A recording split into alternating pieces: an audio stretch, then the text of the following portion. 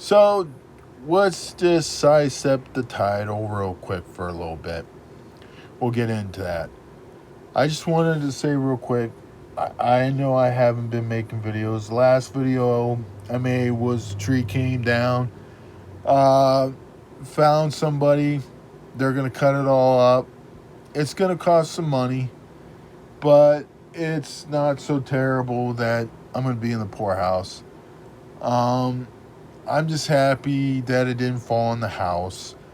And because if that old hickory tree would have fell in the house, I wouldn't have a house no more.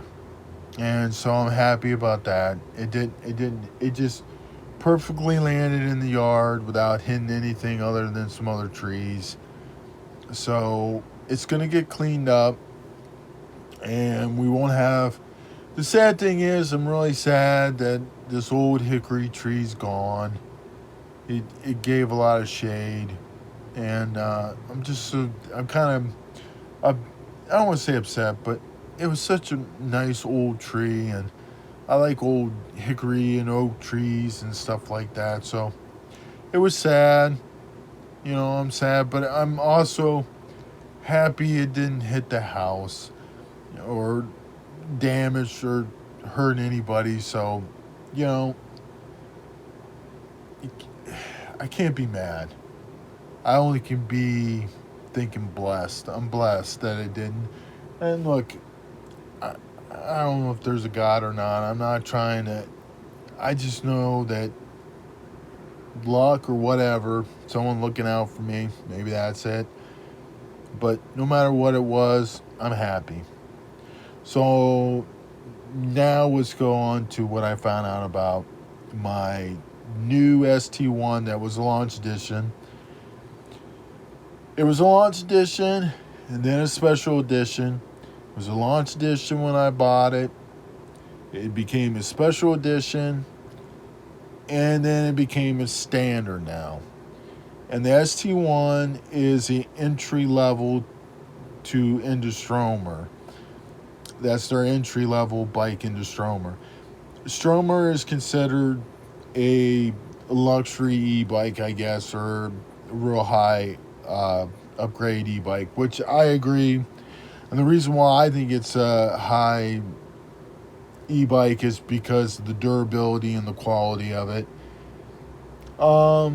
So find out that they made it standard when usually Stromer comes out with a launch edition, special edition, anniversary edition.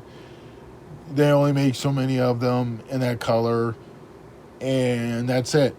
And as far as I know, they've never done this before. And so, you know what? I'm not mad. I'm not going to sue Stromer about this. I'm really happy with it. And if you're thinking about buying a really good e-bike, try a Stromer out. Go to a bike shop if they got a Stromer and just test ride a couple of them. You don't have to buy one. I'm not here trying to show off for Stromer. That's what I ride. That's what I like. I like Magnums too. So don't think I'm above, like, oh, I got to drive a Mercedes. Fords and Chevys aren't worth anything. It's nothing like that. It's just what I prefer.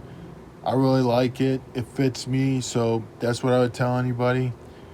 But back on the ST1 not being a special edition or a launch edition anymore, I think it makes it special just because they've never done it. And the reason why, because the reason why I made a video is just so I could get the backstory. And the backstory is what Alan and I thought. This is what we're gathering. Is that the color was so popular that they just had to make it standard. I mean, they didn't have to, but to say I don't understand why they didn't do it, just sit there and say, okay, me and a couple of hundred or 500 or how many they would have made just that color. I don't feel like I'm special. I don't feel like I'm a king. I don't think I'm some kind of prince and, oh, I should only have this. I'm actually really happy that they're making it standard so other people can buy that color If they want that color, they have other colors. They have my deep red wine color, which that's the original OG that I got color, and I love that. All their colors that they have, their paint jobs are really good. So, and that front running light that they got, it's really bright. I mean, it shines really good in the front. Now, I'm riding my OG in these videos, so you can't see it on this video, but I'm telling you, it is just so awesome. I didn't realize it until, like, I don't know, maybe a month after I bought it. I was like, oh wow, I really can see in front of me, like 5-10 feet in front of me, just from that daylight running light, which I was kind of shocked. So I just want to put that out there, Stromer. I am not going to sue you. I got no desire to. I've been riding the ST1, Deep Petro Blue, the new one, and I love it. And I'll be honest, I can't wait till the ST2 Pentium comes out. I understand the pricing, but it's just like the ST3 Pentium and the ST2 Pentium. The ST2 Pentium is cheaper. The ST7's a lot more, but I get why the ST7 is a lot more. I get why the ST3 Pentium's a lot more. And just sit there and say, no, they're not worth it. No, they're worth the price. It's just, I don't have that money. And so I'm trying to, maybe down the road I can get an ST2 Pentium. I really like it. And if someone has the money and they're looking for a mid-drive with a direct drive hub motor in the back that's made really well and you can ride all year, I would try a Pentium Stromer out anytime. And you'll be like, wow, this feels like, they feel like a mid-drive with a direct drive. It's weird because it's just gears in the middle where you pedal, where your crankshaft is, but it just the quickness and the smoothness and everything about it, and you can feel that it's rugged. So definitely the quality's there. So maybe, I don't know, maybe 2 or 3 years from now, maybe I'll break down and buy an ST2 Pentium. But again, I just want to say this to Stromer. Don't worry, guys. I have no desire to sue you guys. If you want to send something to have me sign saying I won't sue you for it, which, look, I don't think you guys are going to need to. I don't think you're sweating it. I've never said anything bad about Stromer. Stromer's always done me right. So is E-Bikes of Holmes County. They've done me right. So I can't be mad at Stromer. I really can't. They've been I've got almost 2 years on my original ST1, and the only thing I've changed is the back brakes. That's it. That's all I had to do, and I did it by myself, and no problem. And yeah, I'm a little mechanically inclined, but it don't matter. Even if you're not, you can do it. So let's get on to the title of the video. All right. So do I think Americans are lazy, or do I think they're still strong people? And the answer is, I do think that Americans are still strong people, and they're good-hearted people, and they're willing to adapt is really awesome. I mean, yeah, some of us are kind of bullheaded, and I'm in there too, so I can't say that we're like some of the things that Stromer asked in the survey. I was like, nope, don't want that, but I'm sure if they implemented some of it, I might change my mind.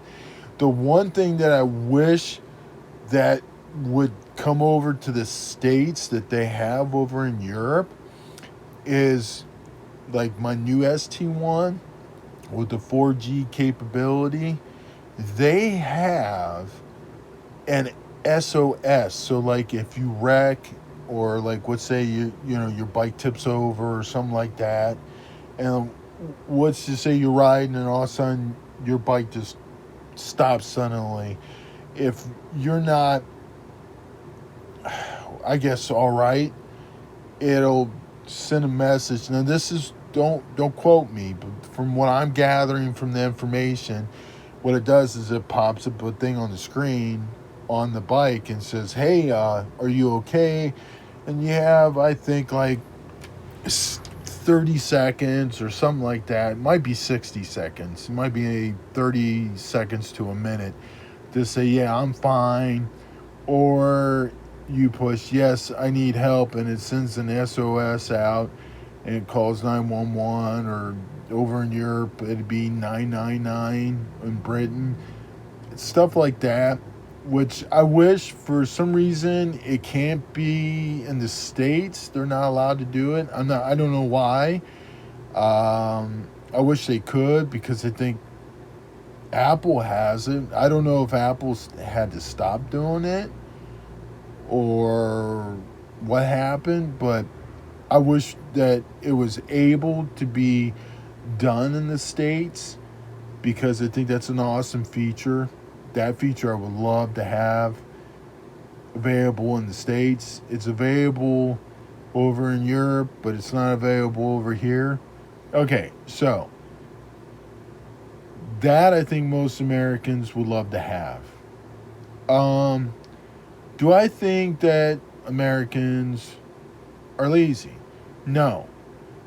But as you can tell, I'm riding, and today I got home from work and we were outside and doing some outside work at work, and I did notice there was some kids out riding their bikes. And I just wish that in residential roads they could just paint like routes for bikes. So what I think I'm going to do, I got Good Friday off, and what I think I'm going to do is I'm going to ride around residential roads, and I'm going to see if I can connect some residential roads to like Aldi's and Walmart and grocery stores and places that you can go, and see if I can connect these residential roads to places that you can go shopping, coffee shops and stuff like that, hardware stores, because you can get trailers and stuff like that for e-bikes. So this, I think e-bikes are the future, and the problem that I see is these poor kids today, I just don't think they have a lot of places to ride, and it would just be nice. And our mayor is a really cool guy, Day. He's a big bike guy. He wants to put more bike paths in, and I think that would just be awesome. Maybe we can have a multi path, and I just think that would be so awesome for not just for the kids, but for older people, for families, for everybody. And then not everybody that wants to drive. Sorry with the phone, but not everybody. Look, I'm not against cars, but like I'm riding in town, but some of these people in cars on the weekend would like to take their kids, to around town, and if they could just have a protected lane, I think that would be awesome. Or a way around these busy, like this is busy. So if there's a way around this, if we can make a route around these big roads, I think we'd be awesome. So that's what I think. I just would like to see more families out and about and be able to enjoy our town. We have such a nice town, and we do have some nice residential roads. So I think that's what I'm going to do.